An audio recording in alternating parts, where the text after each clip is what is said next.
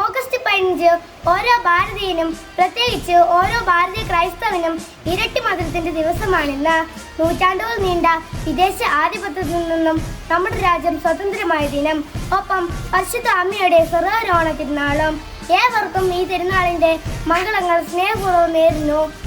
1947 August 14 അർദ്ധരാത്രി ബ്രിട്ടീഷുകാർ നമുക്ക് മുൻപിൽ അടിയുറവ് വെച്ച സ്വാതന്ത്ര്യം അനേക വർഷത്തെ അടിമത്തത്തിൽ നിന്ന് നാം നേടിയെടുത്തിരിക്കുന്നു. അതോടൊപ്പം നമ്മെ സംബന്ധിച്ചിടത്തോളം പ്രത്യാശയുടെയും അഭിമാനത്തിൻ്റെയും ദിനം കൂടിയാണെന്ന്. അതോടൊപ്പം തന്നെ സുഹിതം മാറ്റിവെച്ച് ദൈവത്തിന് പൂർണ്ണമായി സമർപ്പിച്ച പരിശുദ്ധ അമ്മയുടെ സ്വർഗ്ഗാരോഹണ തിരുനാളും. ദൈവത്തിൻ്റെ അരുൾപ്പാടുകളോട് ഇതാ കർത്താവിൻ്റെ ദാസി എന്ന് പറഞ്ഞ നമ്മുടെ പരിശുദ്ധ അമ്മ കർമ്മത്വത്തിൽ സ്വതന്ത്രയായി ഏറ്റവും ഒടുവിൽ സ്വർഗത്തിലേക്ക് ഉയർത്തപ്പെട്ട് നിത്യജീവിതത്തിലേക്ക് സ്വാതന്ത്ര്യത്തെ ഉയർത്തിക്കാട്ടിയ നമ്മുടെ പരിശുദ്ധ അമ്മ.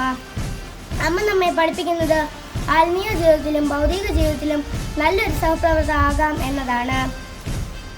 സ്വാതന്ത്ര്യത്തിൻ്റെ നല്ല ചിന്തകളെ അനുസ്മരിക്കുന്ന ഈ ദിനത്തിൽ പരിശുദ്ധ അമ്മയെ പോലെ വ്യക്തി ജീവിതത്തിലും സാമൂഹിക ജീവിതത്തിലും മറ്റുള്ളവർക്ക് ഉപകാരപ്പെടുന്ന രീതിയിൽ പ്രവർത്തിക്കാൻ നമുക്ക് പരിശ്രമിക്കാം.